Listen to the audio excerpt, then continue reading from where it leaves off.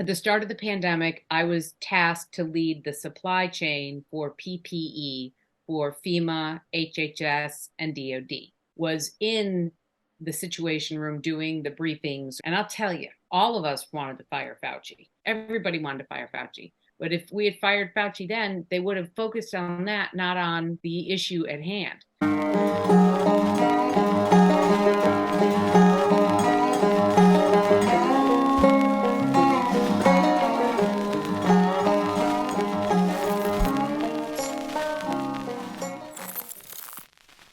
How was trick or treating last night?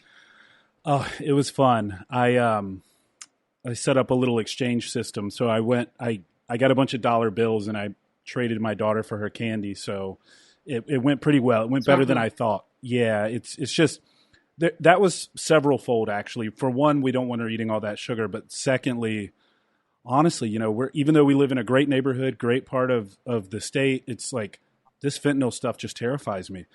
And So I you know, you and me both. I told all of my granddaughter, well, my grandchildren, I have four of them, and I'm like, no Skittles, no sweet tarts, nothing like that this year. It's just China is definitely working it hardcore, and don't fall prey. So, yes, yeah, that stuff is but terrifying. yeah, but your baby's just in kindergarten, right? Yes, ma'am. Just So, kindergarten. all right, So, okay, and I'm in District 5. I'm up here in the Tega Cay area, Lake Wiley, Fort Mill, and luckily we have a good public school. yeah. So she's doing that, but we're certainly not opposed to yanking her right out, and her teachers know that. And we've talked very much about postmodern theories not finding their way into her curriculum. So Yes. it's a So good you is community. Ray Felder your representative? No, Ralph Norman. Oh, okay. For Congress, for For State Congress. House. Yeah, yeah. For state, oh my gosh. I don't even know. That's terrible. It's Ray. It's Ray. Okay. It's Ray Felder. She's phenomenal. But I was just actually texting Ralph. I was giving him a little bit of shit for being on the Morning with Friends with Nancy Mace. I was like, I can't take you seriously since you went and did that with her. He's like, well, yeah, I don't choose who they bring on. Yeah, no kidding. Well, and gosh, that's my apologies, Ray. I'm so sorry. I need to know more about my state representative. I So, apologize. in my defense, I did move down here from North Carolina because I had to escape the communist North. But it's It yeah. is. Are you Duke or Tar Heel? So actually, neither. I went to NC State, so I'm Wolfpack. All right. Well, so I'm married to a guy who graduated from UNC Charlotte, but is a member of the Rams Club because he wanted to be an engineer and they didn't have engineering there. So he went to another school, but I am in like, yeah, yeah. I live in I live in North Carolina, hell in Somerville, South Carolina. So how Well, long? Go oh, ahead. go ahead. No, no, I insist. So how long have you been doing this? The show I've been doing coming up on 2 years now. It's kind of evolved. It went through several iterations. It kind of started as more personal development, targeted at young men because of Hmm. the basically the crisis in masculinity in America today that Yep. is undeniable. But it's slowly evolved to where now I'm talking to all kinds of people about interesting topics, and I've found myself slowly bringing on more and more congressional candidates, people like that. I had several candidates from North Carolina for the first and second districts up there, who unfortunately both did not get that spot in their races. But it's become increasingly important to me that as I've grown this platform and I have these eyeballs and ears that I need to talk about important issues and have people on to talk about important issues. So fitness, business, personal development, and then slowly politics as well. But I see it all as kind of tying together because one of I would consider him he's a friend, but I consider him sort of a mentor as well. A guy I look up to, Andy Frisella, who owns First Phorm, the supplement company. He talks a lot about the issues facing America, and he's very outspoken. You would like him a lot if you haven't looked at any of his stuff. He says personal excellence is the ultimate form of rebellion and is really the way back to embracing traditional values. And so that's why I like to talk about personal development, fitness, politics, all of those things, because I Well, think young people today really need all of that. the young people today, when Al Gore created the internet and he created these bad boys, um, he took it's I'm one of those people where I really believe that we spend so much time looking at this that Hmm. we forget the people that really are around us. So going back to basics is the absolute right thing to do. I can't imagine um, a world where I say people get weak from this. Our kids don't go Hmm. outside, they don't get their own opinions, they are, I hate to say, just weak. And if you're weak, you whatever you think, oh, I want to be a boy or a girl today. No. I Listen, feel like I'm this. No, you are no. that. Just because you're feeling something does Hmm. not mean you are something. Somebody said that when I was debating Nancy Mace, they said, do you know how to define a woman? And I'm like, yeah, I can really simply, uterus, cycles, PMS, mother, housing of life, Hmm. only one on the planet who can birth a human being. I'm a woman. I'm strong, independent, married, love my kids, but my God, there's only two sexes. And Yeah. this whole woke crapola that it's just scary. It's just, and I feel my grandbabies are two of them go to school up in Maryland, and I took them and put them in private school because I Oh, wasn't going to good have that. move. Yeah. Yeah. Yeah. And if Well, Hillsdale would do a school, I'd jump on a Hillsdale school anywhere. right. Well, and it's interesting. You mentioned the woke stuff and the ironic aspect of that to me, because I try to be a student as much as I can and take all of this stuff in and try to figure it out. So before I actually, my background before I go into that is the sciences. I undergrad in biochemistry, grad school in biochemistry. I worked in labs, and I know I don't look like it, but that was my educational training, and then I went into scientific recruiting. Actually, for a lot of the big companies that contract for the government, I placed a lot of engineers and stuff like that. Oh, So I approach this stuff sort of as an outsider. Honestly, I've been sort of thrust into the discourse in the last couple of years, but for me, I look it's so ironic to me because I'll look at the woke far left ideology, and oftentimes those people are highly critical of Christians, of those of us who hold traditional values, yet they exhibit the most fundamentalist, fanatical, dogmatic, religious type of behaviors you'll ever see, right? And mhm. and they're the ones who like to joke Christians, and it's just hilarious to me that they can't even see that they're being absolutely fundamentalists in their approach. It's so I think John F. Kennedy said it first, but my mother coined it. You only put down what you fear. Hmm. And as a Yes. conservative, I don't put down liberals. I just don't back off of my beliefs. If you want to believe you're a chicken, you just go right on ahead. Just don't think that you're going to impose your chicken ideology on me That's it. because I have a very strong mind. I don't need to hear what you have to say. And, I'm this, I'm so excited the Supreme Court's going to hear about affirmative action. I've said if we want to take race off the table, we have to stop talking about it's like you don't talk about Bruno. Everybody knows you don't talk about Bruno, right? That's right. We My don't daughter certainly knows. you don't need any college application that has that on it. You are racist for asking that question. It should be based on the merit of the child. And I know the world ain't fair, but until we start acknowledging that it's not fair in a lot of areas and how to get it right, it's money isn't the answer, right? Right. I'll say that most um, urban or failing schools have a problem with the lack of a father figure in most of those kids' lives than they actually have needing more. They need somebody who's going to enforce the rules, right? That we all agree to live by.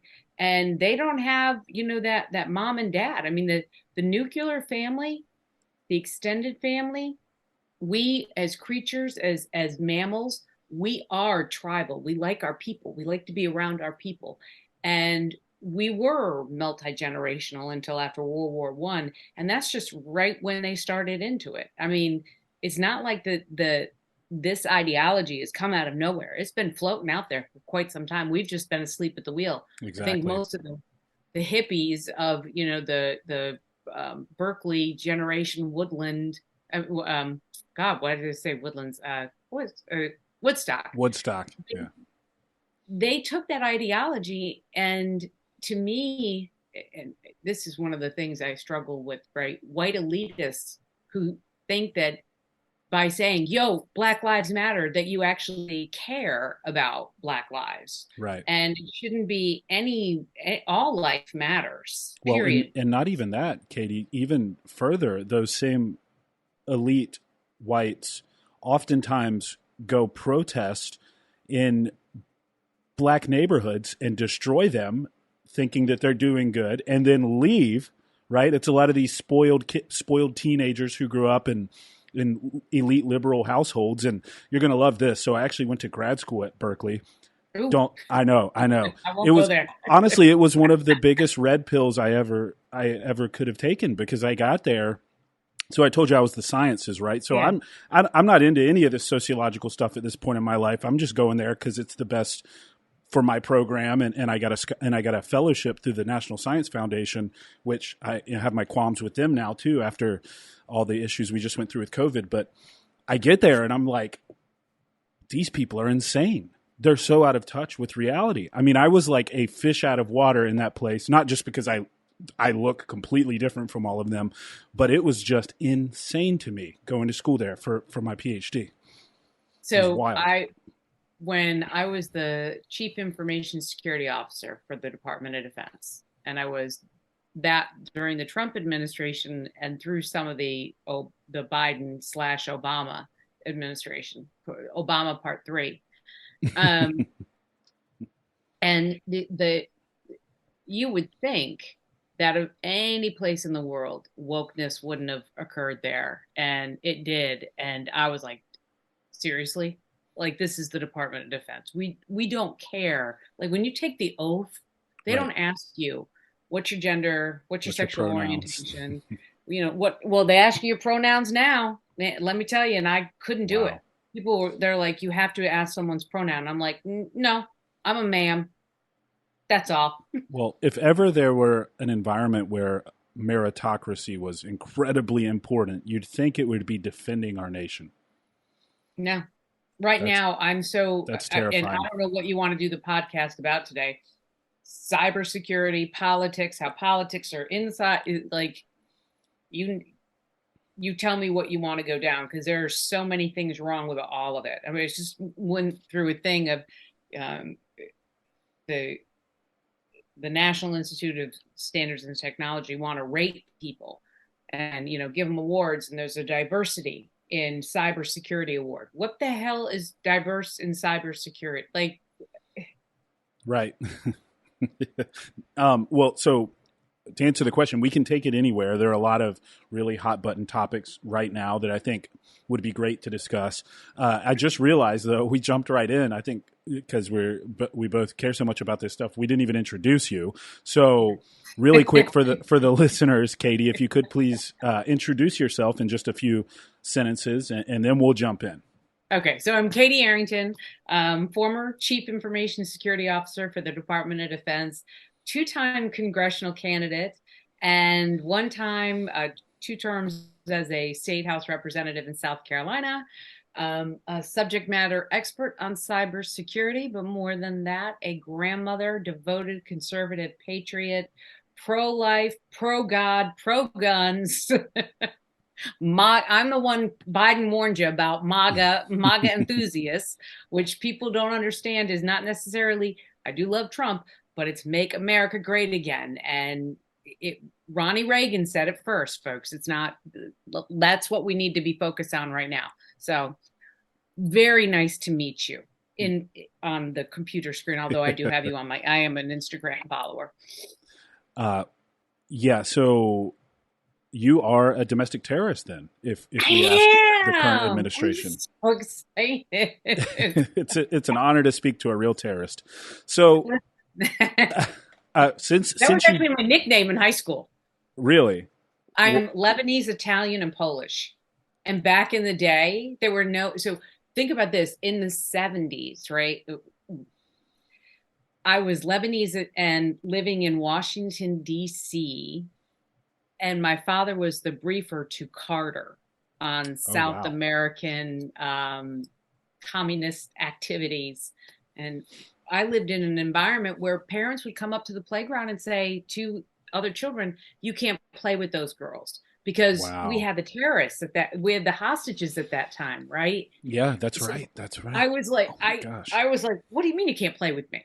And there, but it's yeah. So, but my nickname in high school was terrorist. So, Well. So if anyone understands the pernicious nature then of telling children today that by way of their immutable whiteness they are a colonizer, a predator, an I know oppressor, you it's certainly okay. would understand that. Yep. So, And it's sad to where our country's come to today, and it's sad that our kids don't get to go to play in playgrounds or in their schoolrooms and not have to like listen to the nonsense of the adults. Why can't kids get back to being kids? But I'm sorry, I could no, go on no, all day about that. we can take this thing wherever you want to. So, uh, your dad worked with Carter, another amazing president, the likes of Biden, right? So you So guys have both had the honor of working with amazing uh, historical figures. he thankfully daddy did he was the briefer to several presidents. It's just when I happened to I wrote Jimmy Carter a letter and got, it back. And I, when Biden first took on office, I said, does anyone not feel like you're living in the Carter administration part two, worse Hmm. off than we were? Um, I can tell you, as one of the people that worked on the Trump evacuation plan for Afghanistan, we had a plan. The book was right there. Here's the book. Oh, so We there were never. actually was a plan at some point. Oh my God. Yeah, there was a plan. And we weren't going to leave Bagram Airfield, right? Up until August. It was August, wasn't it? Yeah. That we were in 70 countries around the world. And then all of a sudden we were in 69 overnight. And the damage that was done by Biden to our allied partners is the really scary part. That he didn't tell anybody else. I mean, no, it's not like we were the only forces on the ground there. It was a multinational force, and Absolutely.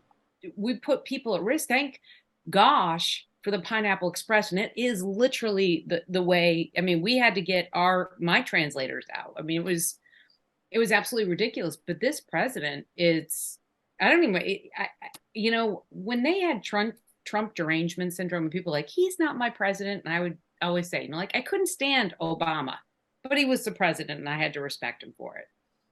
I really didn't like Bill Clinton.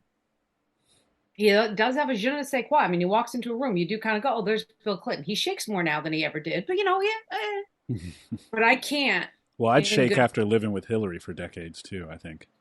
he needs an award. Um, he needs an award. But I'll be really honest. I can't call Biden my president. I just can't. Mm, You can't. There's nothing. There is not one thing that's come out of that administration in any regard that has benefited America in any capacity.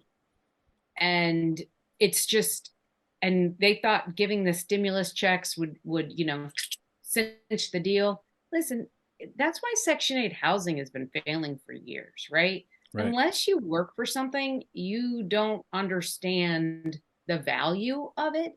And devaluing college education, devaluing entire communities, and saying, oh, because you're black or you're Hispanic, you have problems. No, Yeah. no. And to even entertain the conversation is ridiculous. I'm very happy. And earlier in the conversation, we were talking about the Supreme Court taking up affirmative action. I think that is probably one of the best things to happen.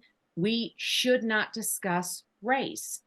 I mean, it's actually illegal, I believe, in France to talk about race because it became such a a diverse and I would say downright evil in the right hands.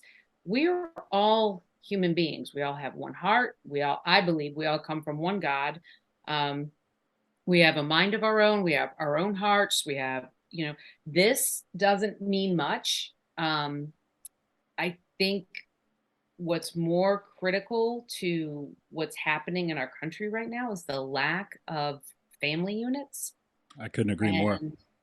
And if Americans would wake up and remember that Joe Biden is the guy who wrote the criminal justice reform act, and I think the late 80s or early 90s. But Was it? he was Is that different from the '94 crime bill? Is that 94 crime bill? Sorry, okay? Okay. and he. So in that bill, if people don't realize, he knew that rich white America was smoking pot and doing cocaine, but he knew that crack Mm-hmm. was what was being dealt in the urban areas, the less fortunate. So they put a higher sentencing level for crack or methamphetamines than they did for cocaine or marijuana. Why is that? It's so sad. And now we have this president that's, hey, let's decriminalize marijuana. Oh, listen, we could have that conversation if you didn't have a southern border that was bleeding fentanyl. Mm-hmm. And China is just, I mean, they can't make it fast enough to there's enough in one load to kill all of America. When It's I was in the terrifying. Pentagon, true story. So I was not a political appointee, but I was a senior executive. So I was an SES. I was the equivalent of a three-star general. On the wall on our hallway, there was an envelope of white powder. And it said above it, highly top secret, highly kill rate over 100,000, cost so many millions, top secret, biological weaponry, blah, blah, blah. Same packet, kill rate 100,000, costs $57 to make, and it's fentanyl. And like, we're losing this war. And thank goodness parents, we were talking earlier, thank goodness parents like you and I'm a grandma, but candy this year was I have my heart in my throat in Same. Yeah. Halloween. Yeah. It's scary. And this administration, they can't get out of their own way. And they think, this is the part that absolutely floors me. They're writing executive order after executive order. This is the same group of people that berated Trump for executive orders, and Obama did his executive orders. And in fact, one of the ones that you and I have in common is Obama made NIST applicable, the National Institute of Science and Technology, one of the standards that is for non-federal systems. Obama, through an executive order, made that part of contracting for the Department of Defense, that they had to be this compliant. But executive orders don't solve problems. They either exacerbate a problem, or they kick the can down the road. And the amount of executive orders coming out of this White House, I don't think anybody has ever seen anything like this. And the I want to be the moderate Biden doesn't exist. I mean, I No. it's beyond. Yeah. So you touched on a few things. I do want to go back to the affirmative action thing really quick, because I agree with you. And I think we have fairly solid data to support the fact that it doesn't really help, because what ends up happening is that if you push people through and you set a lower bar for them, then they have higher dropout rates, or higher or lower graduation rates. I guess that's the same thing. They get into the workforce, they're not as successful, they get out, they're out competed for jobs. And then of course it's been tried in the workplace too. Well, we'll just use the same affirmative action there. And it's like, no, this is a recipe for failure. It's actually a detriment to folks to do that, right? Like it's not the same, but it's analogous to like helicopter parenting, right? If I see my daughter doing something on the playground and I'm like, oh, she's about to fall, I'm going to let her do it as long as I know it's not going to be too bad because she'll learn from it, right? And it's like if you just coddle and coddle and coddle and coddle, people are never forced to find out what they're made of, right? And I was one of those kids that grew up without a dad, basically, and I grew up in a really bad neighborhood. So my parents were both 16. They were both drug addicts. My dad was actually a crack addict. He died. My mom, it was Sorry. opioids. Oh no, it made me who I am, and I'm my adversity is my strength. And Mm-hmm. so my mom, it was opioids, and so this fentanyl stuff is near and dear to my heart. And I grew up in that scenario. It was awful, and I was like the exception. I saw so many kids who grew up in that trailer park in rural North Carolina who grew up the same way as I did that have amounted to nothing because they Mm-hmm. grew up with single parent households or, parents who Abs- succumbed to drug addiction and all this. And it's like every step. And so I also saw in real time, in real life, the welfare system fail. I saw my mother get her food stamps, go sell them for pennies on the dollar so she could buy drugs with them. And I heard conversations between people saying like, oh, another one on the way. I'm going to get more money, having more kids to get more money. And it's like, when I talk about this stuff, it's because I've lived it and I Mm-hmm. get castigated by elite liberals saying that I don't know what I'm talking about. And I'm like, you wouldn't last 2 nights where I grew up. Like, and there is a lot of empirical evidence to support the fact that if truly we want to help these people, and when I say these people, I'm not referring to a race. I'm referring to people who grew up poor like me. Like my mom never worked because she was always taken care of by the state. Mm-hmm. If that had been taken from her, or if she had been forced to take a drug test to get those benefits, my life as a child would have changed 100%. Now, Excellent. maybe I wouldn't have been forced to be self-sufficient and hardworking, so it worked out in my favor. But so many other kids, it didn't really go that way. So I completely agree with you as far as that stuff goes. And it'll be interesting to see what the Supreme Court says. Well, I mean, it's just going to be like what happened with Roe versus Wade, and what we have is a bunch of namby-pamby Republican conservatives who don't understand, you know, the whole Roe versus Wade, first of all, should never have been a federal issue. Right. 10th Amendment should have pretty much nailed that one down. But my argument with this has been from the beginning, how often do you get through the legal system where you actually arrest someone, try them on rape or incest within the first month, 3 months of a pregnancy? You don't. And anybody that says that, I cannot fathom being the mother of one of those women that's screaming, I can't wait to rip this baby out of me.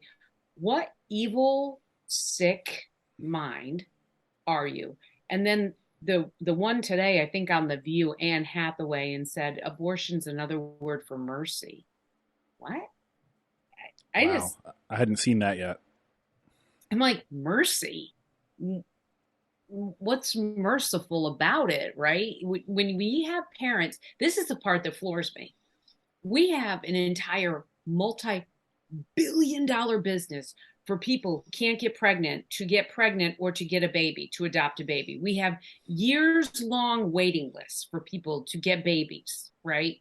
We put, but there's, it's easier to just go get an abortion than to actually own up to either your mistake, which, oh, by the way, I don't think it's rocket science to anybody where babies come from Right. anymore.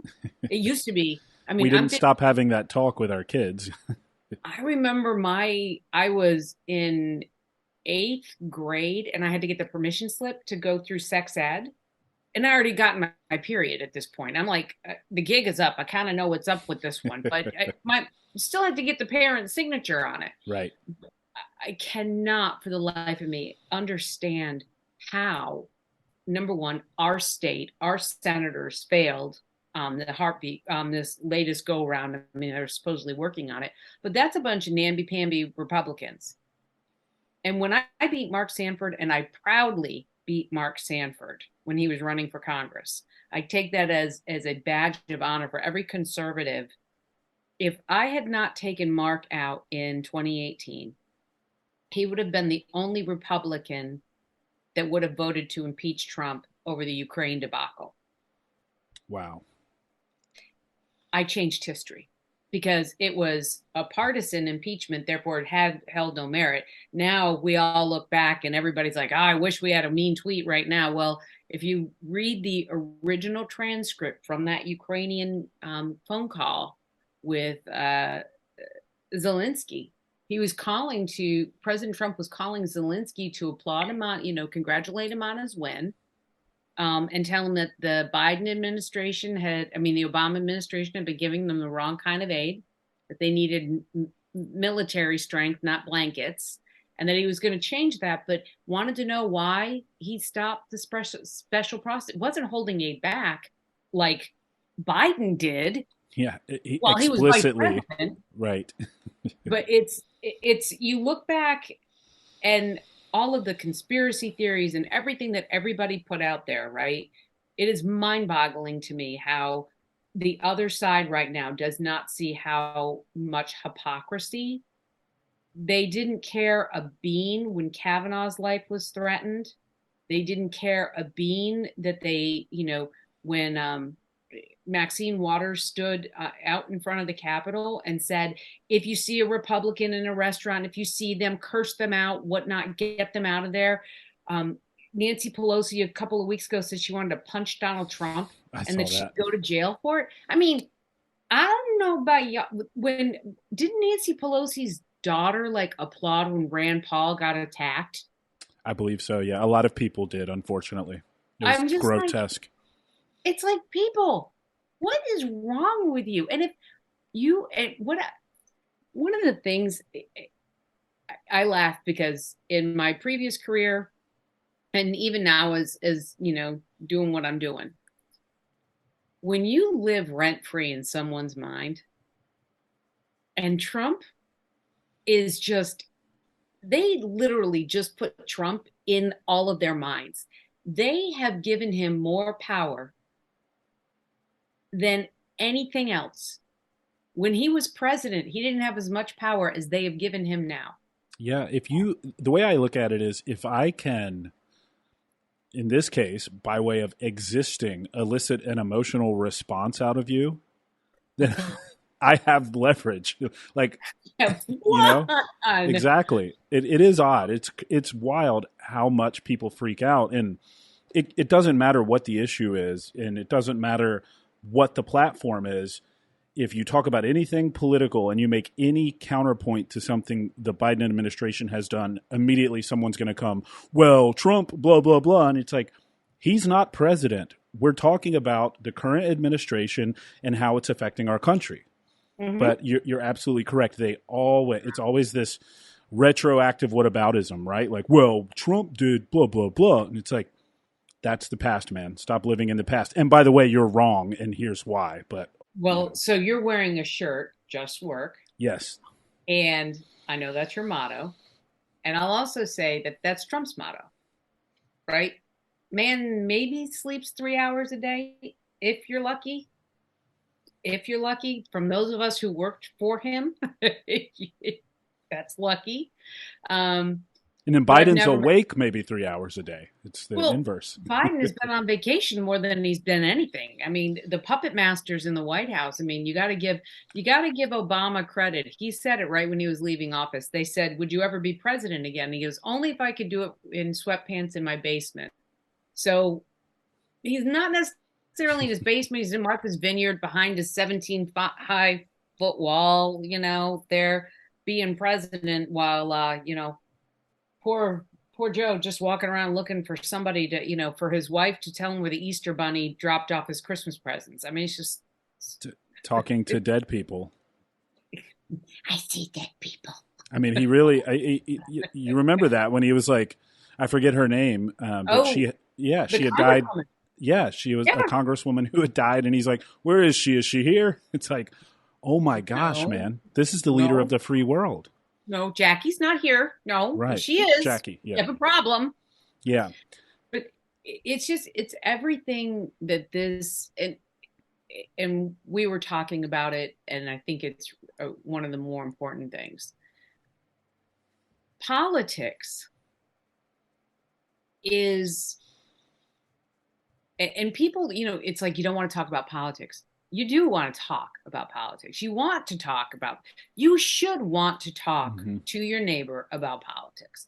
And where we have fallen down, and I'm going to give this one, right? Trump is a stubborn man. Thank God for him. He's a stubborn man. Look at what he's created. He has been, personally attacked, professionally. He declared bankruptcy. He came back from it. But let's take all that aside. And you look, and you said it earlier that you somehow managed to defy the odds. Hmm. Let's just look at parenting, okay? And look in your, I always say your wake is far more important than where you're going. Mm. If your wake behind the boat is a really cool whale's tail and you're cutting through the water with as least disturbance as possible and your wake is clean, you're leading a good life. None of his kids have ever been arrested or for doing drugs or being having drugs. All of them graduated college. None of them are disrespectful to anybody that I've ever met. In fact, Chelsea Clinton and Ivanka were really good friends until Ivanka was like, "Listen, I'm a Republican."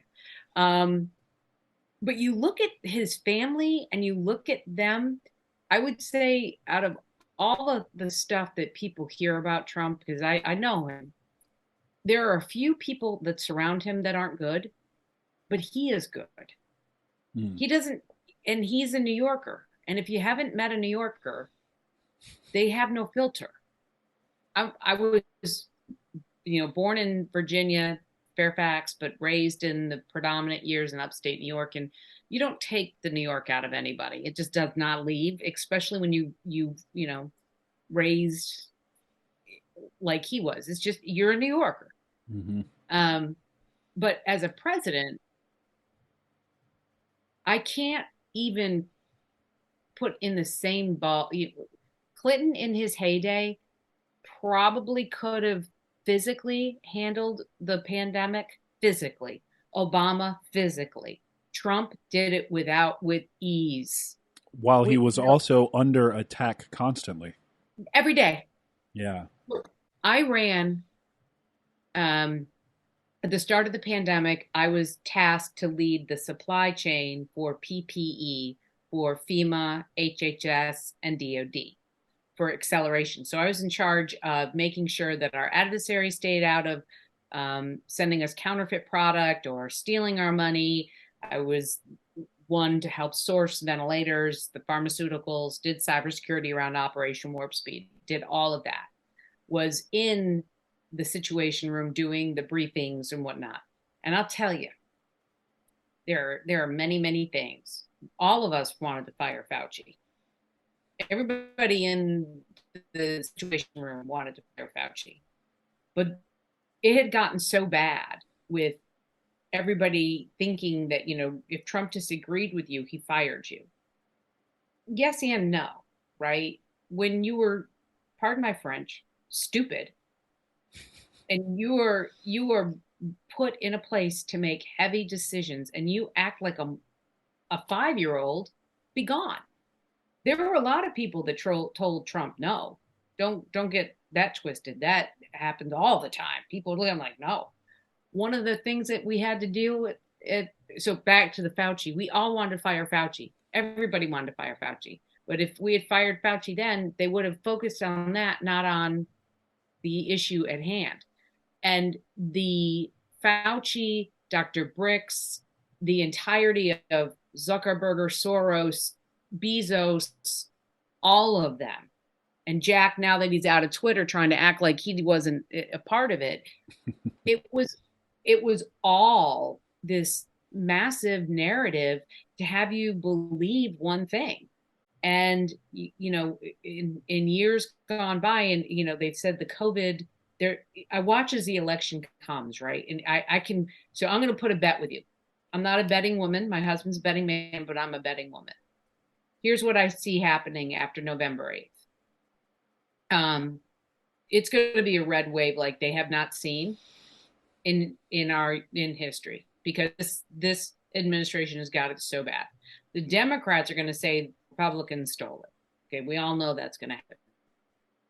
My prediction: Nancy will be either the ambassador to the Vatican or ambassador to Italy within a month of losing. So before January, she will get an ambassadorship. I firmly believe Kamala Harris will be, there'll be a personal matter of some sort that she needs to step down as the vice president. Biden appoints Gavin Newsom. They impeach Biden, and Newsom becomes the president. Wow, that sounds They awful. impeach or they do the 25th. Right. Yeah, they have either option at this point with this guy, really. And I'll tell you, by February of next year, Gavin Newsom will be sitting in the Oval Office. He is they will so have terrible. But it makes total, complete sense. Well, right? I suppose, he's an establishment pawn. He'll do their bidding, that sort of thing. They have been building and building up this narrative of where he's unfit, and they won't talk about it because it's not the right time, right? If they did it over this summer, right, it would have distracted. But this is the plan, right? That's the Democrats are not, they're not dumb, and not all Democrats are bad, not all Republicans are bad, not all Republicans are good. Right? It's, but I will just say that that's what I will put money, that is what you're going to see.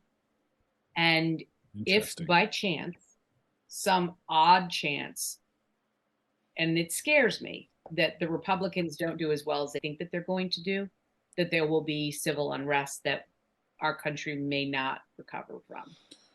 Because there are too many gun-toting folks that firmly believe that we're living in a banana republic, and I don't blame them. Yeah. This is not the America I grew up in. Yeah. Well, man, that is a great, I mean, I can see how that could all happen, but just the thought of Gavin Newsom being at the helm is just, wow. That's terrifying. But it's like they can't get out. You have watched this migration. So our South Carolina has turned into, I would say, the Mecca of Northeastern or West Coast retirees. And here is why. Number one, state income tax. You don't have it. We have one of the best VAs in the country right here in Charleston, South Carolina. And we have beautiful weather, climate-wise, but we have a lot of retirement communities in areas that there's nothing else there. There's no other jobs. Like you go to Beaufort and Bluffton, and the service industry and the retirees are what basically fuel and fund that area. Paris Island is there, yes. I love how everybody's trying to make it about climate change, about Paris Island. They just built the roads up. Paris Island isn't going anywhere anytime soon. But you look at that, and what I'm worried about in our election, even though we redistricted, we did it off of a 2020 census. The world has changed exponentially since 2020. And, for us in South Carolina, I hope that we, the red wave goes. I'm very hopeful that, my Senator Tim Scott wins. Shout out Tim Scott.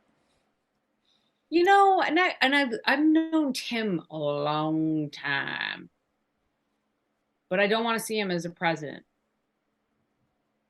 Why is I don't. that? Um. If you want to go into it, you don't have to. If you Oh, no, don't. no, no. He's the great unifier, no doubt, right? But that's the president's job is more on international, Hmm. on getting coalitions to work together to create them. And I just don't know how much, and I know Tim, he's great at banking, he's great at criminal justice reform. I mean, he did the Opportunity to Invest Act, he's done a lot of great things, but I don't know that he has a great sense of international diplomacy. Um, and you would need to have him with somebody powerful enough to take, like Pompeo, right? Right. Put Yeah. Mike Yeah. and Tim, but the world, I think, is waiting for Daddy DeSantis to come. And I've said for a minute now, and I'm kind of laughing at myself because they're doing a fundraiser for Nancy Mace this weekend with Kevin McCarthy, and who are they bringing? Tulsi. They're bringing Tulsi. Tulsi, and I like a year. So I met Tulsi when she was campaigning in South Carolina. I went to my local coffee shop, and they would not let her participate in the presidential debate in Charleston because the way I they remember. do their Yeah. Yeah. seniority. Yeah. I remember And I that. was in my coffee shop, and I was like, Tulsi, what are you doing here? And she's like, oh, I came down to let me do this debate, and they wouldn't. And I said, well, because you're not a Democrat. And she's like, no, I am. Like, no, you can't be a Republican from Hawaii. You are not a Democrat. And aside from her stance on abortion, um, Well, and red flag laws, unless she's yeah, changed. well, things I think are going to be changing for her. Probably. But she would be interesting. So it's Trump's not to take, right? If Yeah. I'm Do you Trump, do you think that? I mean, so this is the big conversation, right? Trump or DeSantis. What is your inclination? Do you think Trump wants to run again? oh, I think so. I can tell you the times I've been to Mar-a-Lago. I mean, I'm not a foreigner to the president Trump.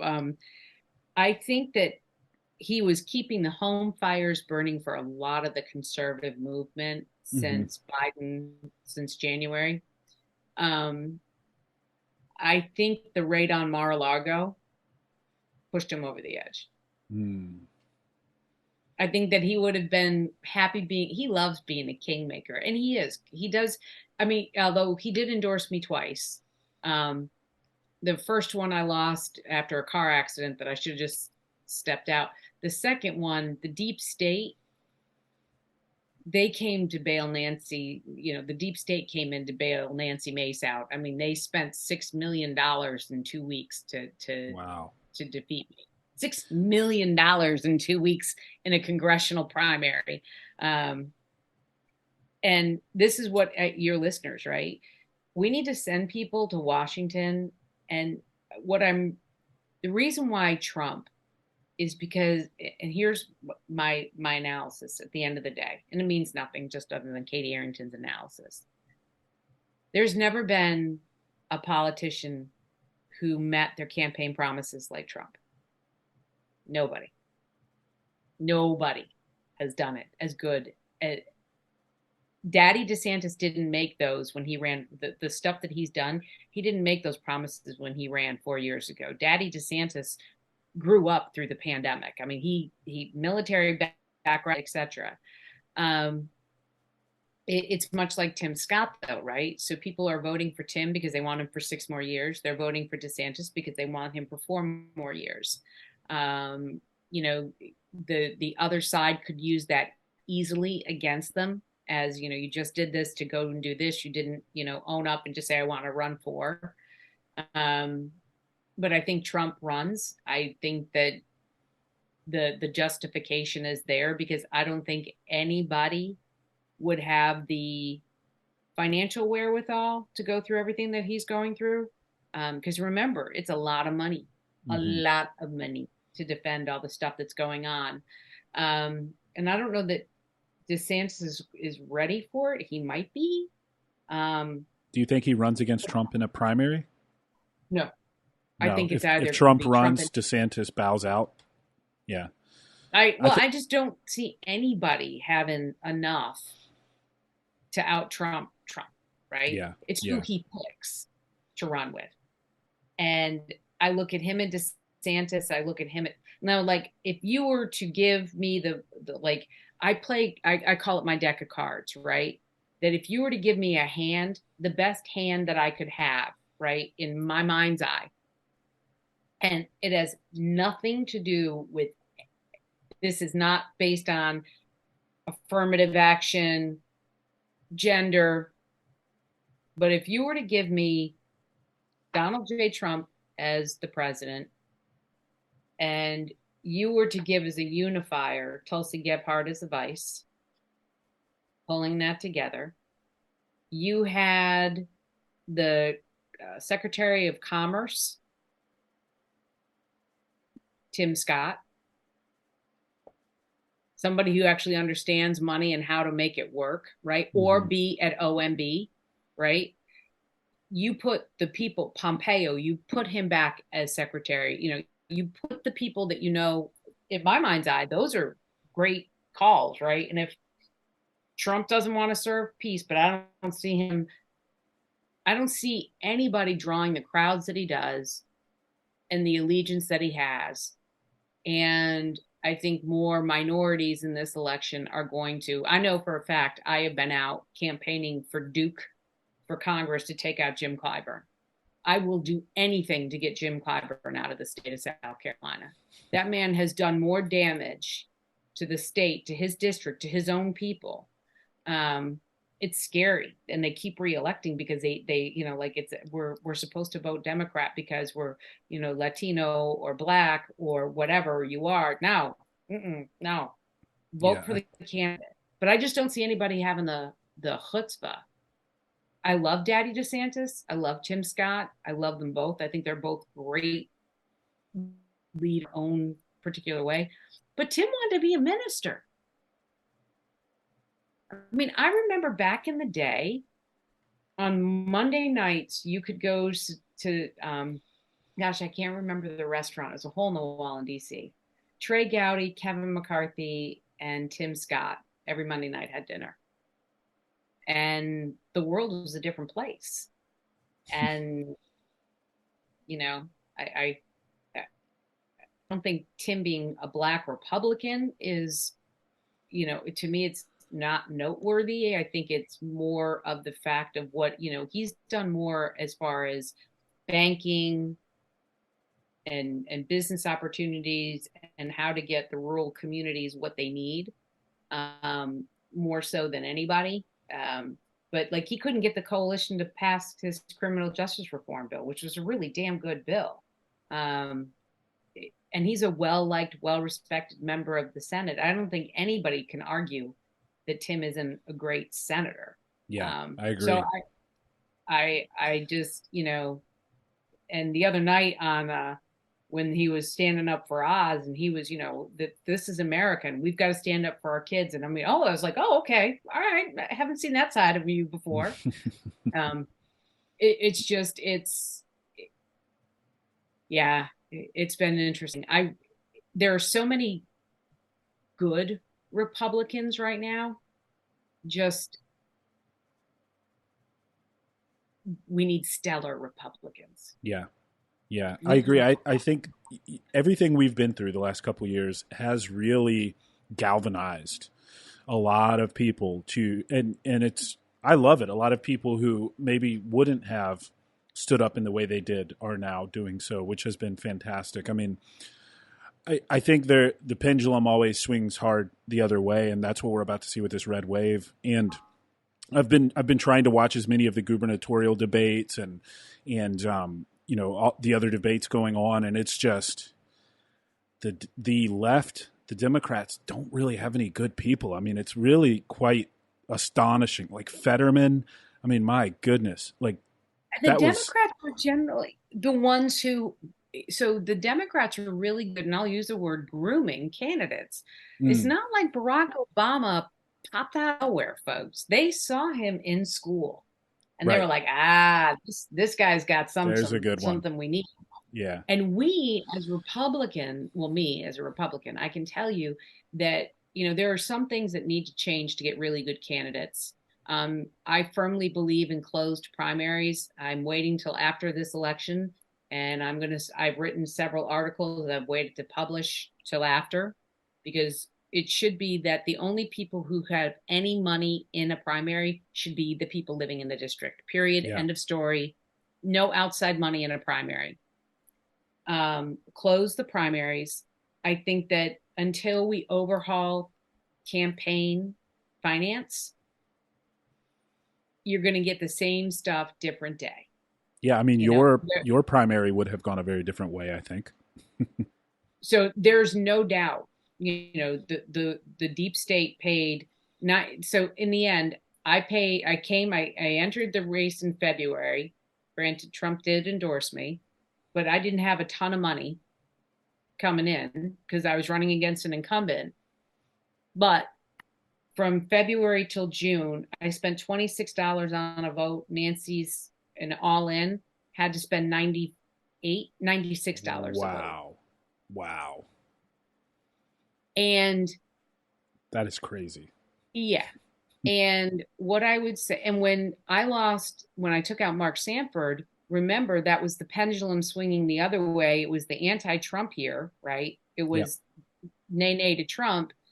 And now it's and Mace is the duly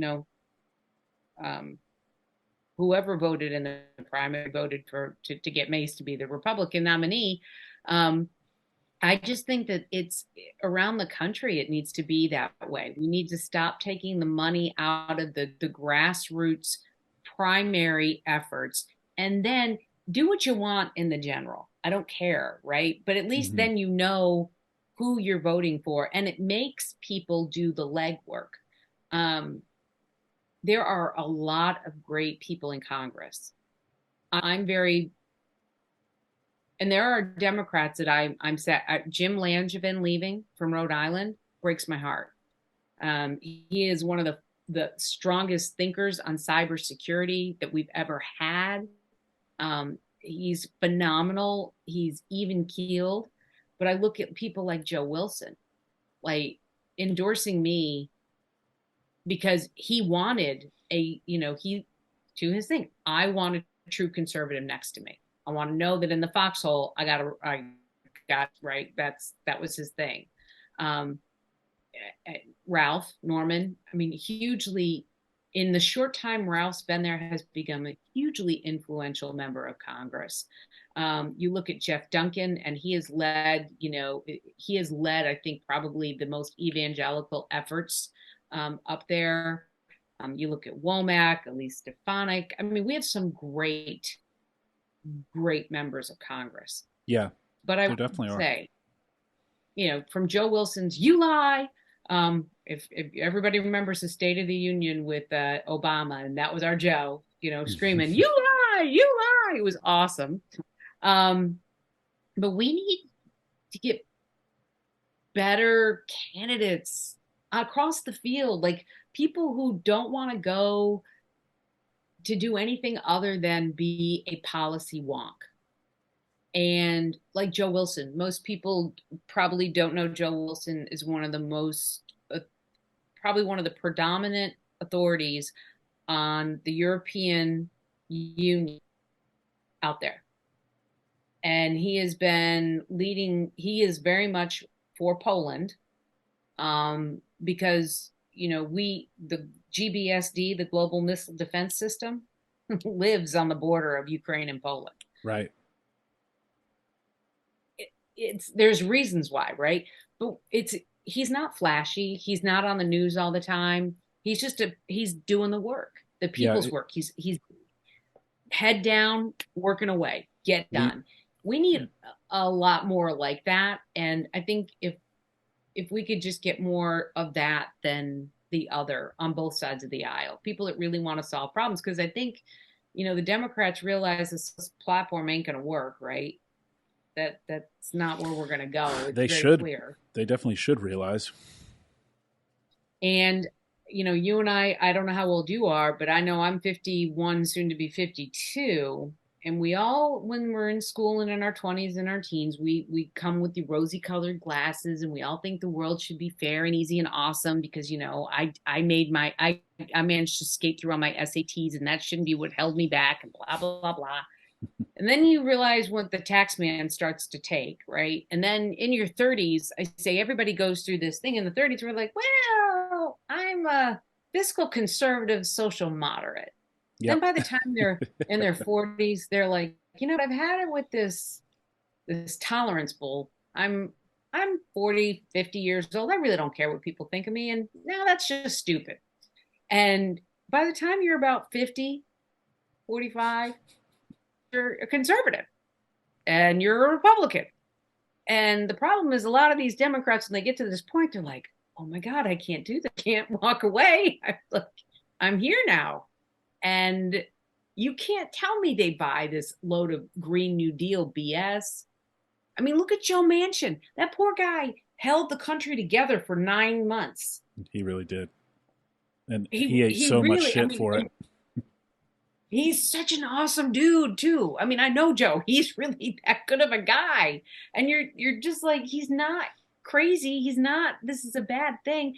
Granted, yes, I think everybody in the world knows that we need to do better as far as the environment.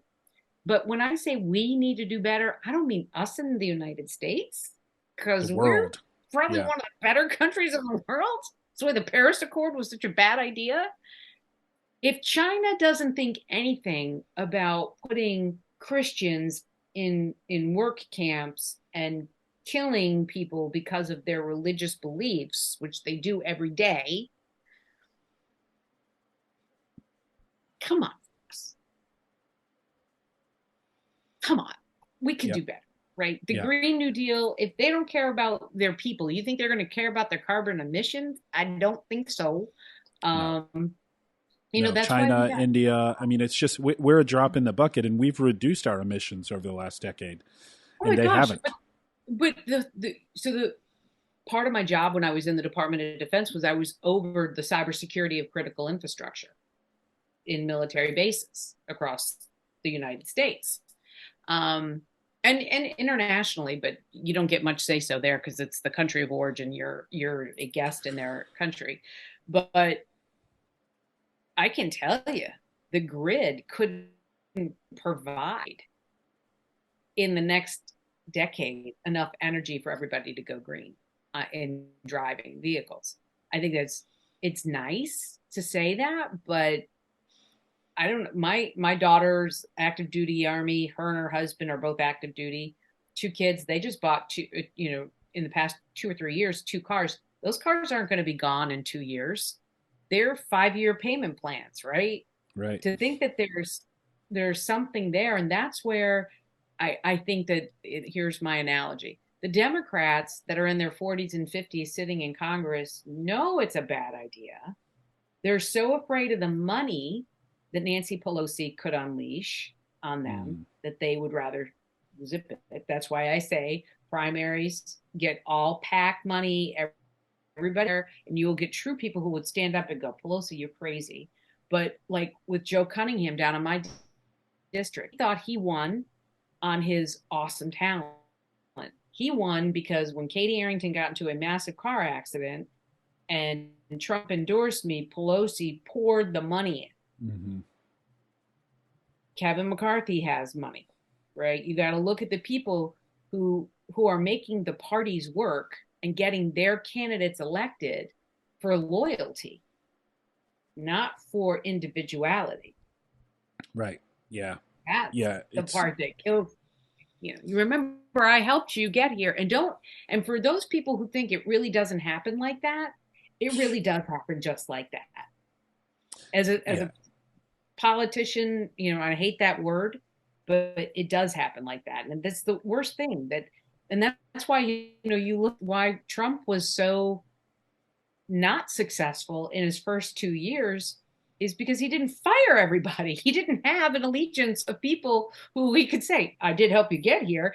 He said, "Oh, you're bureaucrats. You're been here, so you should be good, and you should be about the one nation, one fight, and let's go get it." No, no, no.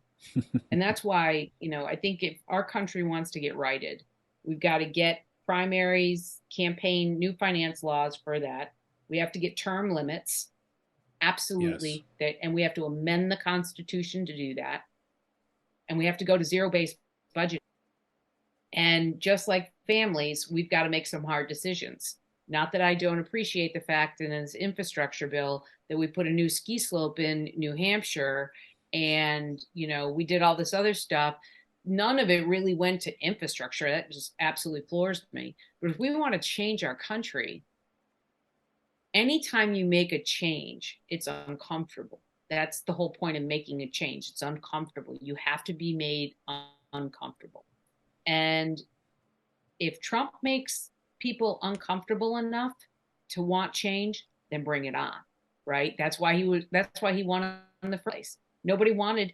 Do you remember in the campaigns of 2015 and 2016, we all were saying we don't want a politician in the White House, we want a businessman. We want Yeah. somebody who can run the country like they run a business. And that's what he did, right? He came in and it's just like, and from somebody who I started in the Pentagon in January of 2019, the amount of people that had moved through in 2 years out of government that had been there. I mean, he really did get some sticky wickets out that needed to go.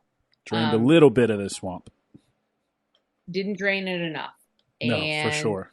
the only the only way to drain the swamp, I hate to tell America, is campaign finance reform law. Otherwise, you're going to keep getting the same thing time after time after time. And there are some people that I would love to see stay forever because they're good and they're solid. But our founding fathers didn't want it that way. And Right. even if you're doing a great job, Trey Gowdy did the right thing, right? I've done my time, I'm out. Um, Another voice needs to come and be heard. Yeah, Uh, I, I, I I I really don't. I know you said you don't like the term politician. I would take it a little further and say career politician. That's should that's where the rubber meets the road. It's like go serve, yes, go serve, do your time like Trey. Be a servant leader, as you say, right? That yeah, is great, and that's I believe the way it was intended.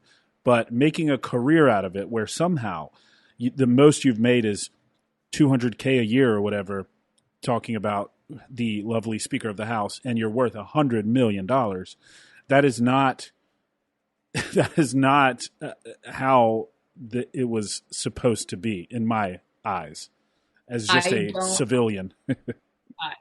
Honestly, when you look at the members of Congress, I was donating my salary just like Trump. So Trump I donated his remember I salary. remember you were going to do that.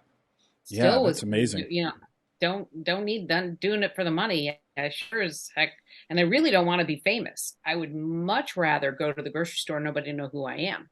Hmm. Um, but it's if we don't do that, if we don't realize as a nation, no one really loves Nancy Pelosi and the Democratic Party. That she's poison to them, right? All of her hatred of Trump has poisoned them.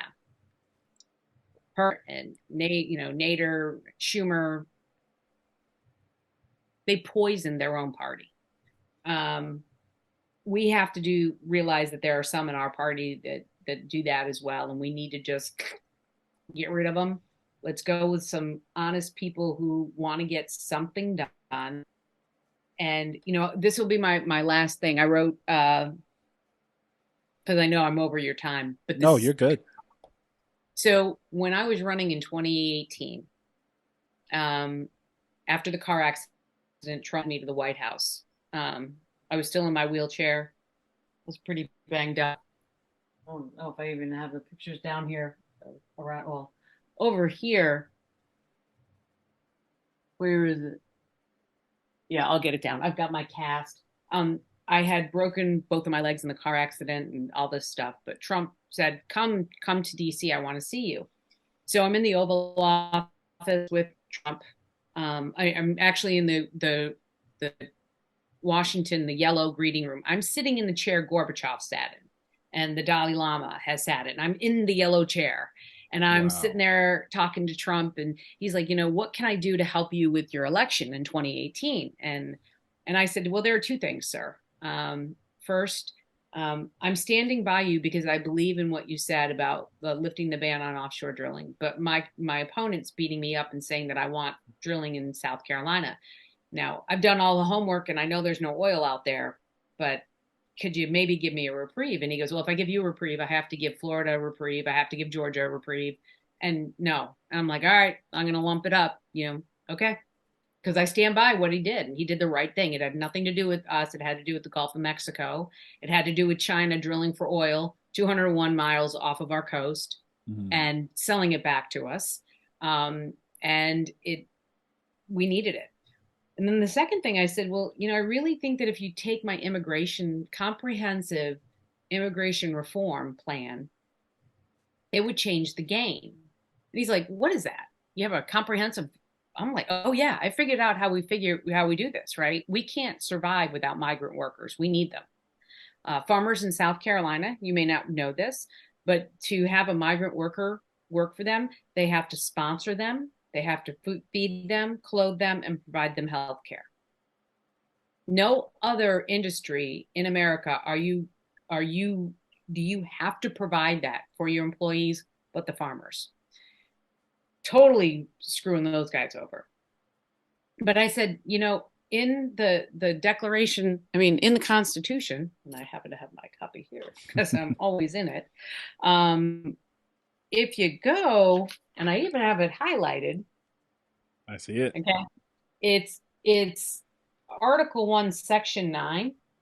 It says that we control who can migrate into our country, and we can charge them not to exceed $10 for each person. And I had this with me, and I said, so why don't we put a toll at the northern and southern borders? And then when people take a plane in to our country, they get charged $10. And if we just did that alone, the first year out, we could make like almost $2 billion. I could pay for Wow. the wall. I could pay for feeding every kid in America breakfast and not the BS crap that they get, but like a legit breakfast.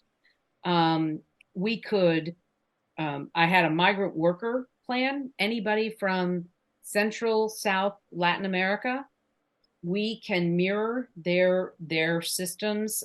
So if you have a felony in that country, we can actually see it.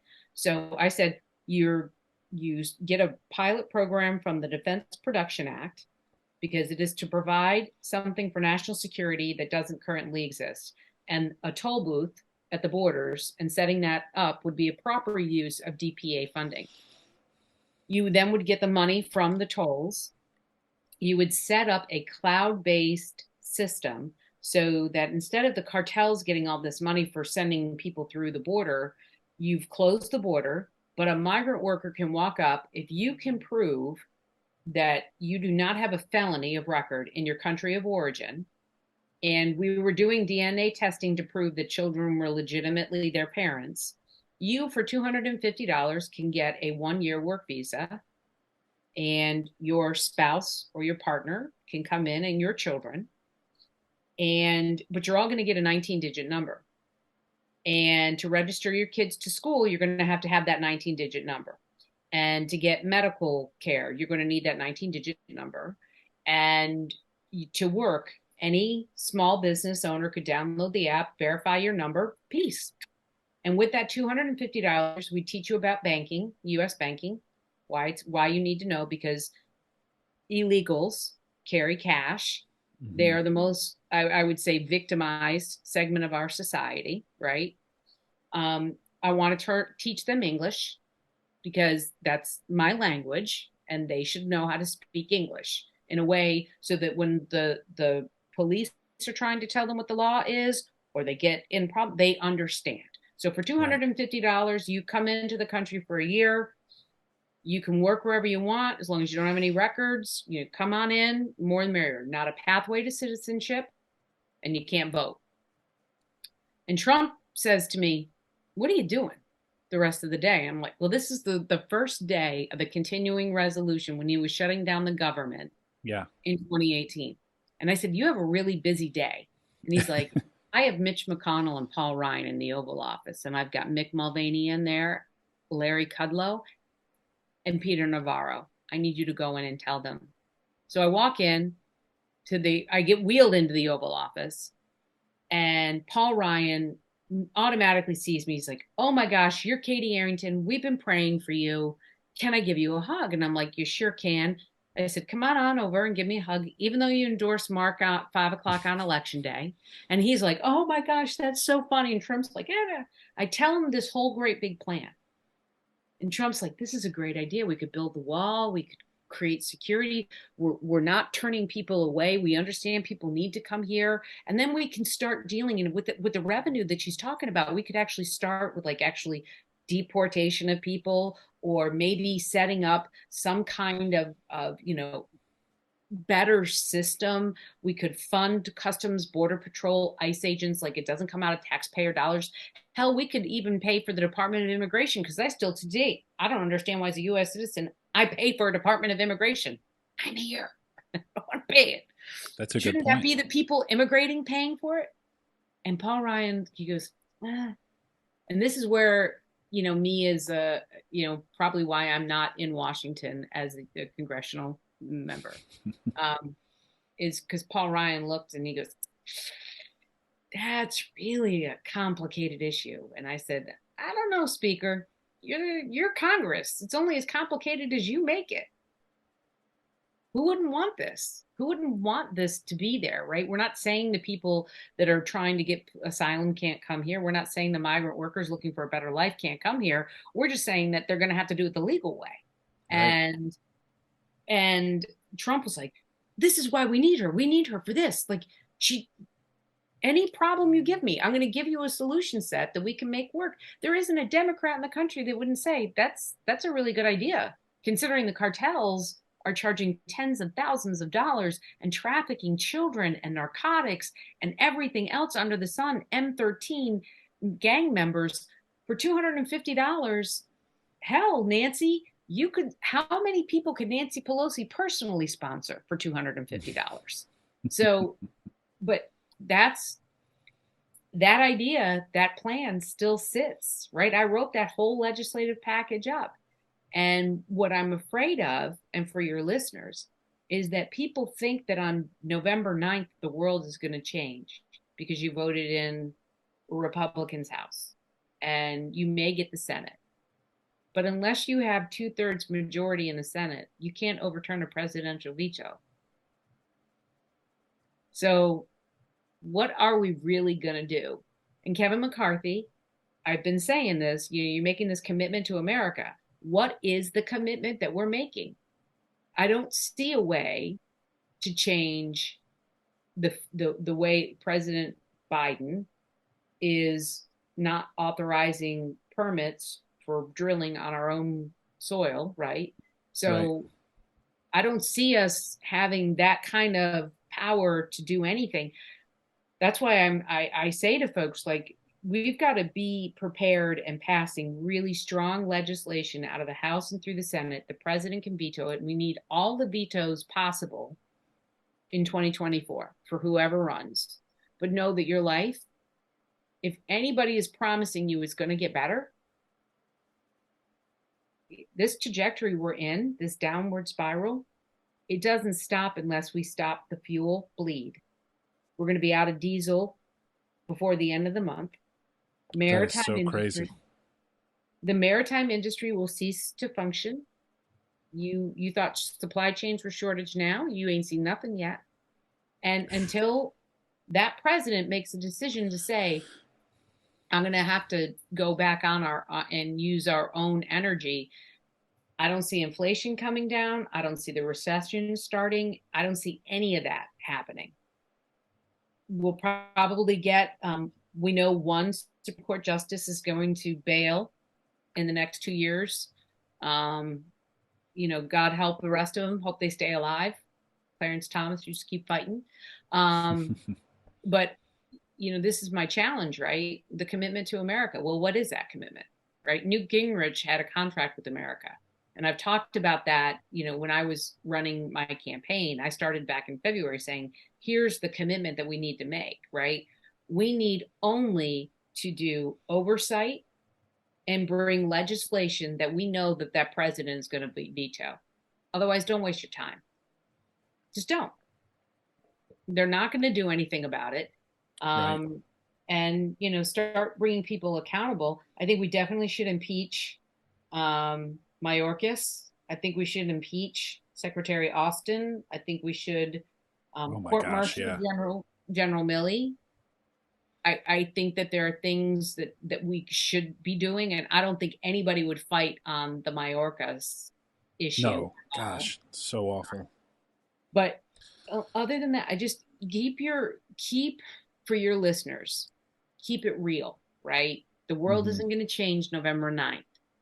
The only change is going to be you, right? And what That's you're right. willing to tolerate. Thankfully, the people that had the courage to say, no vaccine, thanks, I've got it. Even though I work security around the vaccine was not created for you and me. It was created for people with compromised immune systems, That's right. not healthy people. And, I'm one of those, and I know I'm way over on your time, but I'm one of those No, people you're that fine. I say an hour, but we can do as long as you want. It's not that this is I great. just think we inoculate too much, and natural immunity needs to be natural immunity. I think that the rise in autism in our children, you think about 40 years ago, we didn't have autistic children or ADHD or ADD to the level that we have. I think that that's because of the amount of vaccines we're giving to our children before their bodies fully develop. Um, the second thing, I think it's important that we understand that we all came into this world with an expiration date. That's the truth. Um, you don't come in and stay forever. Everybody's got to go at some point in time. Um, COVID is no worse or different than the Spanish flu.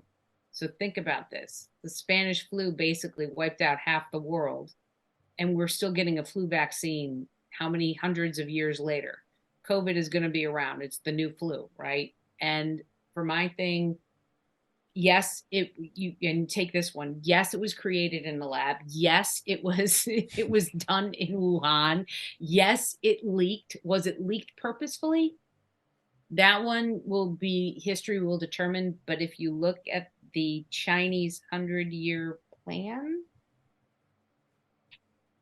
oddly reminiscent that there needs to be a pandemic event to start this new world order, but that's just me.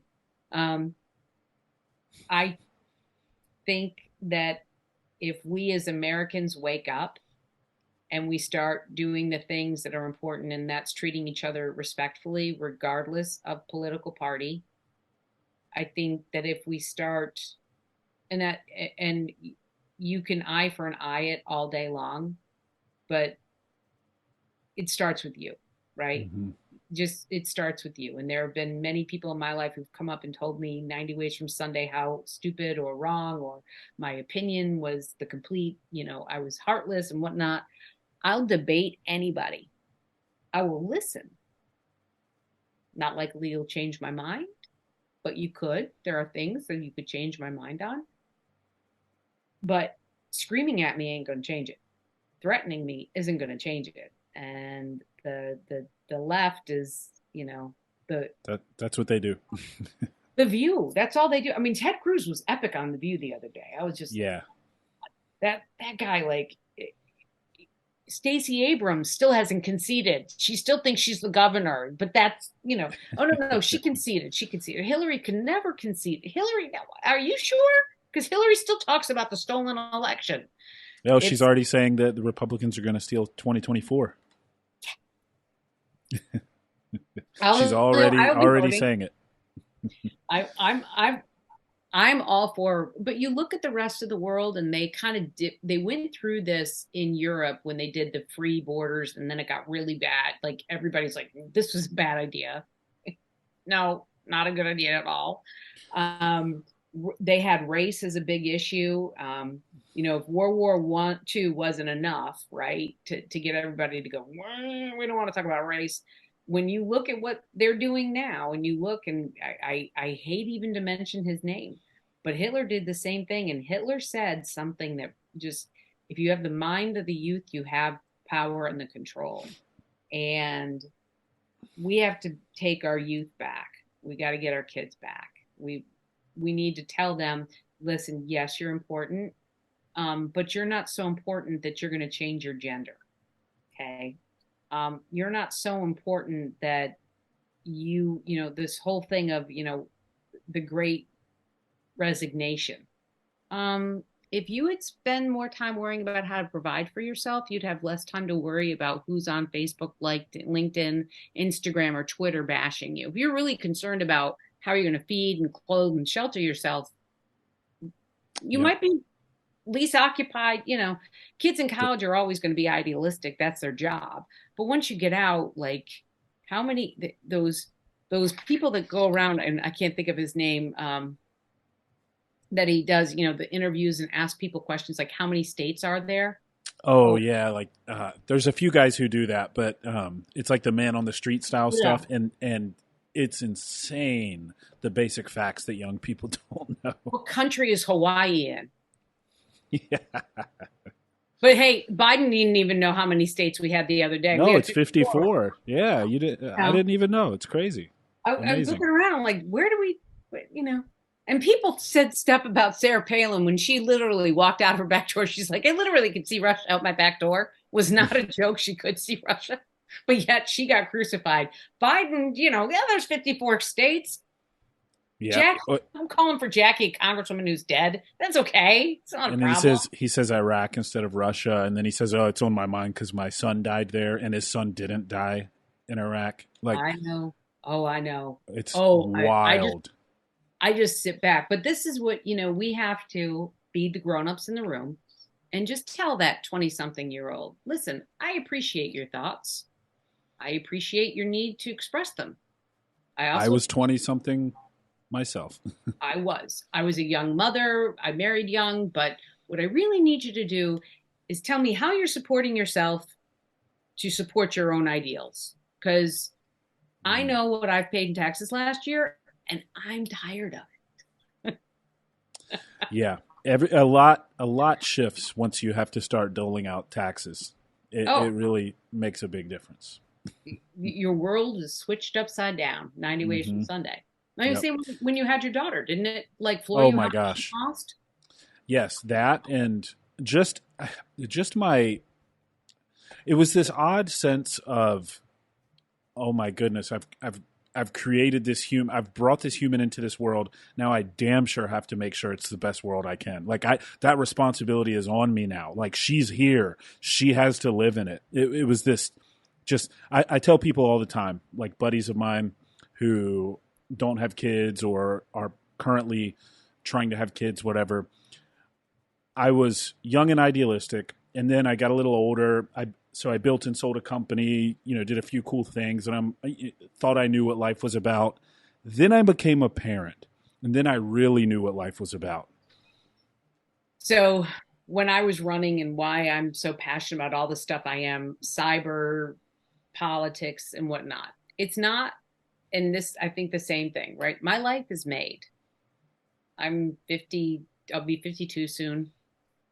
Those are my children. Those are the grandbabies back there.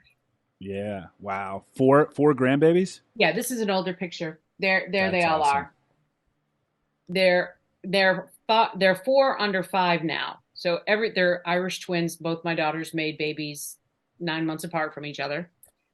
But what I'm worried about is what I'm leaving them. Exactly. Yeah. Right? And it's like a visceral. It's hard to describe. It's like now I have this supreme responsibility, a responsibility I had never felt before, and I'll be damned if I'm not going to do everything I can to make I even approach these episodes knowing that she's going to listen to them one day, probably, right? And so it's just everything changes when you're a parent. And for those parents who don't have that feeling, for whatever circumstance or whatever, my heart bleeds for you. But those kids, our number one asset in this country, the only thing that's going to save us from anything are our children. And we Yes. have to be full court press and everything that we do. I am one of those, when I debated Mark Sanford, it was on the Yorktown in June. It was hotter than blazes. And they got up there and, Mark was still is probably one of the best debaters in the country. I don't know anybody who knows the Federalist Papers, the Mm. Declaration of Independence, the Constitution better than Mark. He really, I will give him that. But he said, what is American? The question was, what is American exceptionalism, and is it a good thing? And Mark went through this dissertation of the Federalist Papers and and talked for 15 minutes. And that's how in the Pentagon, by the way, that's how if people don't have an answer, if they talk long enough, they think that they know, so they just kind of like, woo-hoo. And they're They just just like, bore you to death. no, well, he must know it because he's been talking about it for 15 minutes and he's used words I didn't even know, so Right.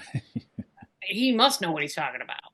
um they asked me that, and I said, American exceptionalism, we are the light on the hill for the rest of the world. And I don't know any other country that has in their pledge of allegiance, one nation under God, and on their currency, in God we trust. That pretty much makes us different than anybody else, right? That's what. And for me, for our children, where we fell off the path, we walked away from God, we walked away from our family, we walked away the nuclear and the extended family. And now, because we're so lost, we're clinging to anything that gives us validation, where it used to be church family validated us. We've got to get back there.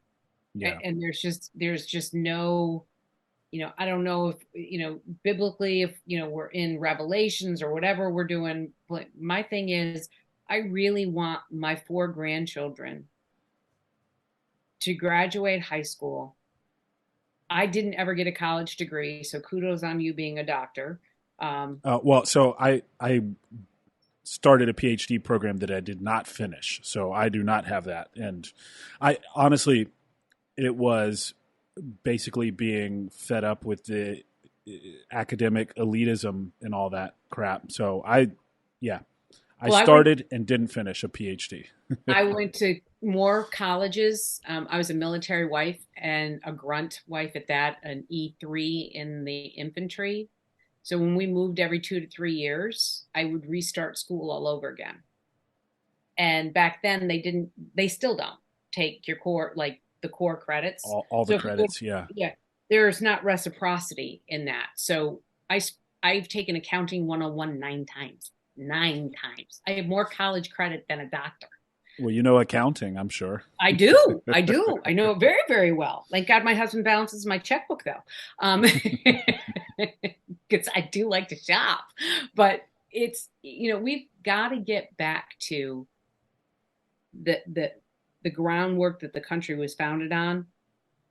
Coming from where you came from, you had to start ground up. Mm-hmm. And nobody handed you anything. Nobody gave you a red card and said, we're sorry you've had an emotional upbringing or things have been rough on you. It's up to the individual. And the last thing I'll say is, when you want something in your life, you will make it happen, or you'll make an excuse for it not to happen. And these, any of the subjects that we've talked about today, like affordable housing, if we actually turned Section 8 housing in and we had a privatized mortgage system, that we could get these people who wouldn't qualify otherwise for mortgages, and let them become vested and own something, and feel that sense of ownership. Oh my gosh, how different would your world be, right? Yeah, It's like, absolutely. until you had your daughter, you didn't understand that, right? But once you have that sense of belonging to something, or something needs you, your whole life changes. When you're able to give, you become a better person. Yep, 100%. Could not And agree more. And until we start going back to putting that value back into the people, right?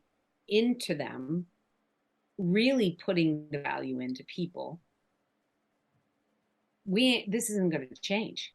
And I don't care who you elect, unless the person you elect cares about people, not just this mouthpiece cares about people, like legit cares about people. I don't think Joe Biden cares tonight that there are moms and dads and grandparents taking care of kids that are having to make a decision on whether they put gas in their tank, or they feed their family, or they pay for the astronomical housing price.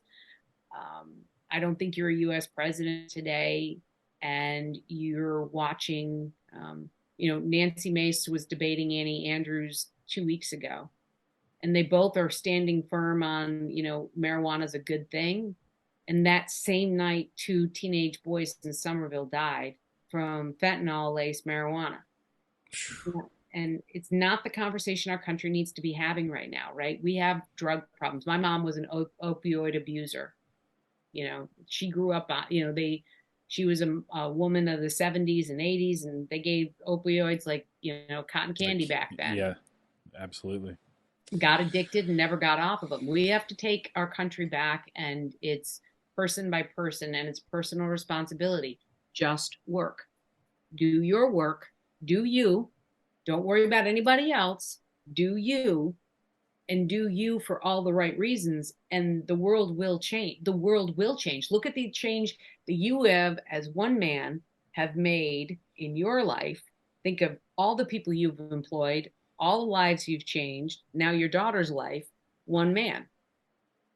It's mind-boggling to me that we can't get more done. If And your motto, right, of putting it out there, is that you're not alone.